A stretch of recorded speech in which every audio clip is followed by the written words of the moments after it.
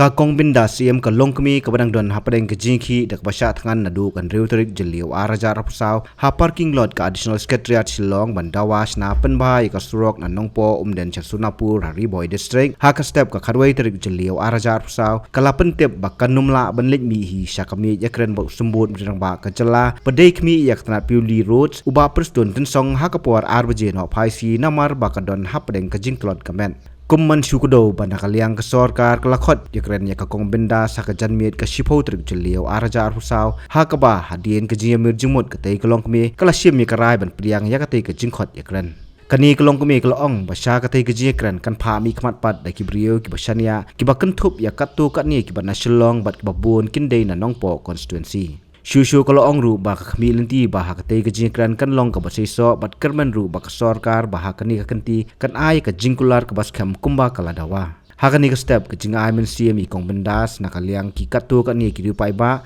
ki bolon poi sya ketai ke jaka songsat tangan ban ai ke jingkersan ki lapen long da ke jing duai bakerpang kenang bau blei un ai bo reka hapadeng ke jiki ke jongka.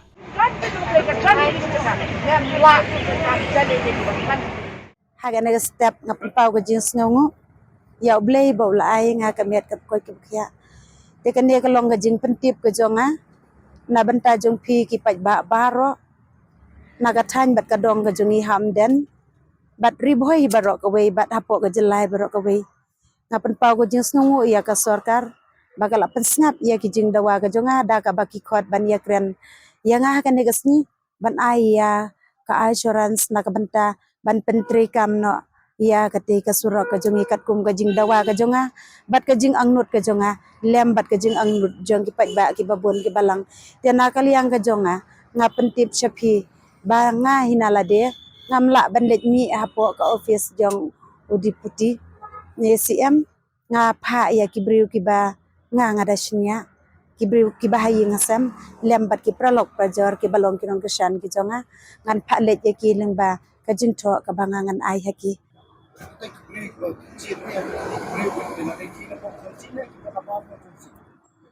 kibriu ki banga ngajen nganjit na Shillong laingot bat barok ki dei na po Riboy district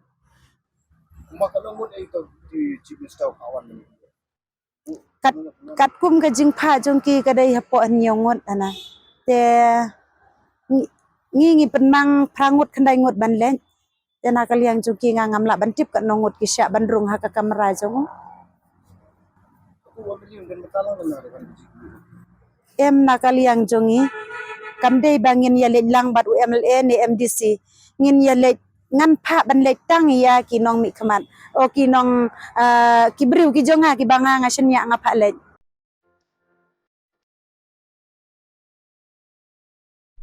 जब राजू को अपने महीने के राशन का चावल मिला तो उसने देखा कि कुछ चावल के दाने बाकी दानों से अलग लग रहे थे। राजू को कुछ ठीक नहीं लगा। उसने इस बारे में अपने दोस्त देव से बात की। देव, मैंने इस बार फोर्टिफाइड चावल लिया था जिसमें सूक्ष्म पोषक तत्व मिले हुए हैं, पर मुझे इसमें प्लास्टिक जैसा कुछ दिखाई दे रहा है। मैंने भी सुना है कि आजकल प्लास्टिक के चावल आम चावल में मिलाकर बेचे जा रहे हैं। इसके बारे में मैंने एक वीडियो भी देखा है जिसमें उन्होंने चावल से बॉल बना दी थी। क्या ये सच है? अब हम इस चावल का क्या करें? राजू, आज पड़ोस में हमारे एरिया के फूड सेफ्टी ऑफिसर आए हुए हैं, चलो उनसे ही पूछते हैं।